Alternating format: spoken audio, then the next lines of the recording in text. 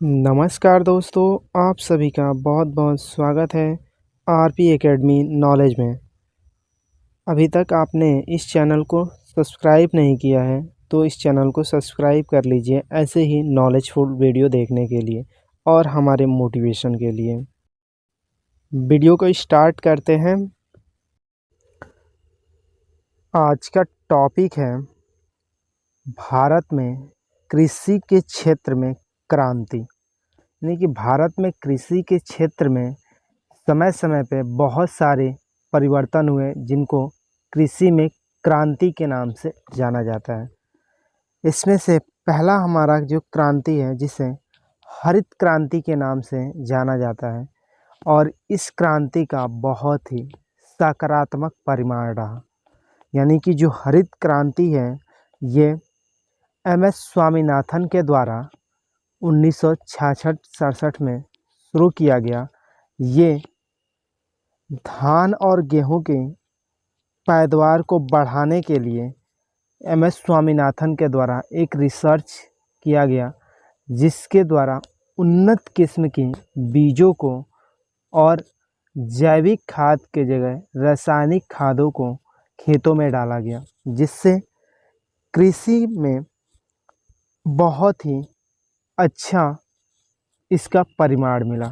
यानी कि हरित क्रांति आने के बाद से जो धान और गेहूं खेतों में कम होते थे वो अब और अधिक मात्रा में उसी खेत से उपजाए जा सकते थे। ये हरित क्रांति थी। यानी कि हरित क्रांति के जनक भारत में एम.एस. स्वामीनाथन को माना जाता है, क्योंकि एम.एस. स्वामीनाथन ने ही कृषि में सबसे पहले इसकी शुरुआत की थी। एम.एस. स्वामीनाथन भारत के एक कृषि वैज्ञानिक थे। अगली क्रांति है श्वेत क्रांति। श्वेत जो क्रांति है ये दूध उत्पादन से संबंधित है। जो ये क्रांति है इसकी शुरुआत 1964-65 ईस्वी में हुई थी, जिसे आगे चल के ऑपरेशन फ्लड कहा जाता है। यानी कि ऑपरेशन फ्लड और श्वेत क्रांति एक ही चीज़ है। यानी कि कई बार एग्जाम में श्वेत क्रांति पूछा जाता है या ऑपरेशन फ्लड पूछा जाता है। यानी कि श्वेत क्रांति किससे संबंधित है या ऑपरेशन फ्लड किससे संबंधित है। तो जो श्वेत क्रांति या ऑपरेशन फ्लड है ये दुग्ध उत्पादन से संबंधित है।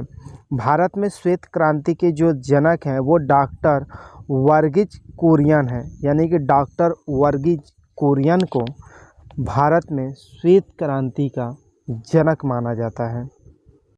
अगली क्रांति है नीली क्रांति। नीली क्रांति जो है वो मत्स्य उत्पादन में वृद्धि के लिए चलाई गई थी।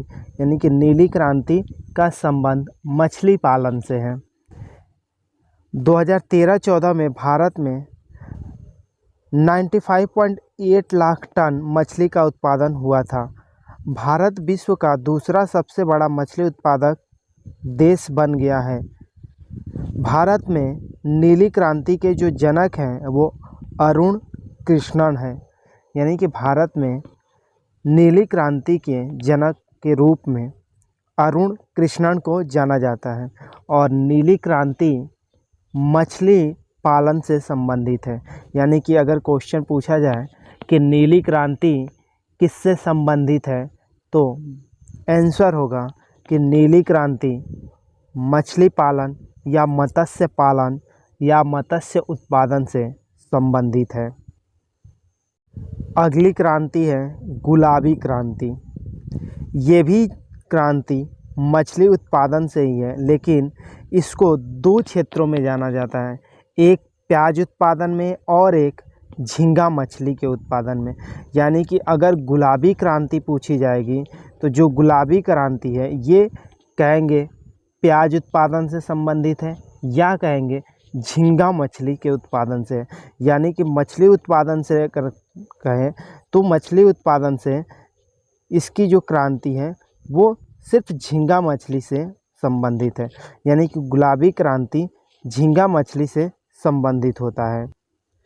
अगर सिर्फ पूछे कि मछली उत्पादन किससे संबंधित है, तो मछली उत्पादन जो है वो हमारी नीली क्रांति से है। यानी कि नीली क्रांति मछली उत्पादन के क्षेत्र में संबंधित है, लेकिन गुलाबी क्रांति झींगा मछली के लिए, यानी कि जब पूछे कि झींगा मछली किस क्रांति से संबंधित है तो कहेंगे गुलाबी क्रांति से है। इसका जो तथ्य है इसमें देखें तो भारत विश्व का सबसे बड़ा झींगा मछली उत्पादन देश बन गया है। यानी कि जो भारत है वो झींगा मछली उत्पादन में पूरे विश्व में प्रथम स्थान पे है। भारत में गुलाबी क्रांति के जो जनक है वो दुर्गेश पटेल है। यानी कि दुर्गेश पटेल को भारत में गुलाबी क्रांति के जनक के रूप में जाना जाता है। अगली क्रांति है सुनहरी क्रांति। सुनहरी क्रांति जो है वो बागानी या फल से संबंधित है। यानी कि जो सुनहरी क्रांति है ये बागानी में वृद्धि और फल उत्पादन से संबंधित है। यानी कि अगर क्वेश्चन पूछे कि सुनहरी क्रांति किससे संबंधित है तो आंसर होगा कि सुनहरी क्रांति फल उत्पादन से संबंधित है। भारत में बागानी उत्पादन जीडीपी में 31% योगदान देता है। यानी कि भारत में जो फल उत्पादन है उसका जीडीपी में 31% योगदान है। भारत सब्जी और फल उत्पादन में विश्व का दूसरा स्थान रखता है। यानी कि भारत फल सब्जी इन दोनों के उत्पादन में दूसरा स्थान रखता है। भारत में सुनहरी क्रांति के जो जनक हैं इसको एक और नाम से जाना जाता है। सुनहरी क्रांति को स्वर्णिम क्रांति, यानी कि भारत में सुनहरी क्रांति या स्वर्णिम क्रांति के जो जनक है उनका नाम है निरपथ टू तेज। यानी कि निरपथ टू तेज सुनहरी क्रांति के जनक हैं। अगली क्रांति है सिल्वर क्रांति। सिल्वर क्रांति का संबंध अंडा उत्पादन से है। यानी कि अगर क्वेश्चन पूछें कि सिल्वर क्रांति किस क्षेत्र से संबंधित है तो आंसर होगा अंडा उत्पादन से। भारत में एक वर्ष में मुर्गी 65 अंडा देती थी, जबकि अमेरिका में वही एक मुर्गी एक साल में 295 अंडे देती थी।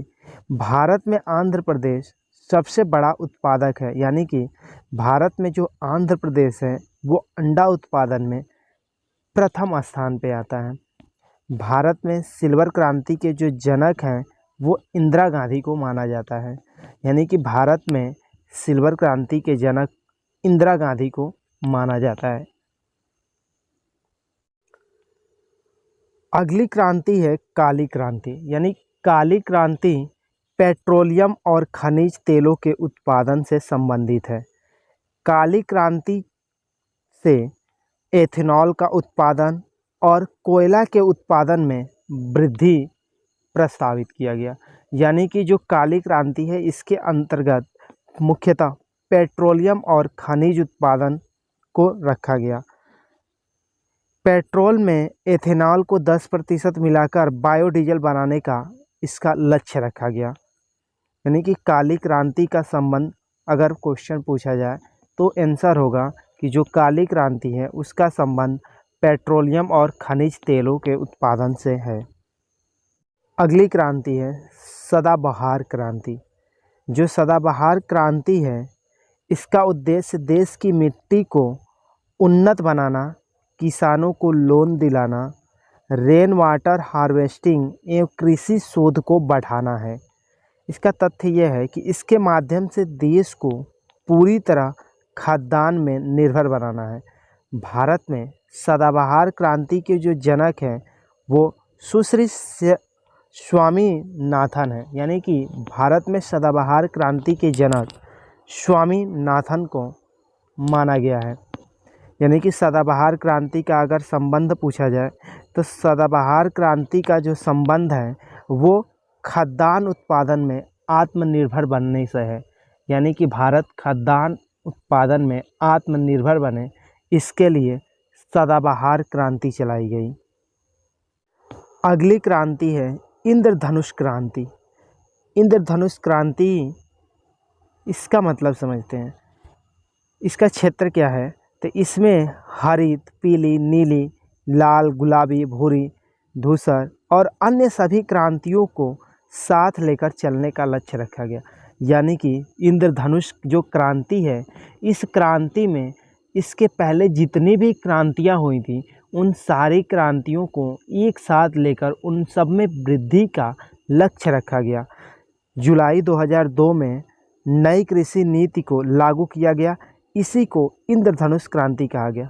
यानी कि जो इंद्रधनुष क्रांति है, ये जुलाई 2000 में जो नई कृषि कानून बनाए गए, उसी कृषि कानून को इंद्रधनुष क्रांति के नाम से जाना गया।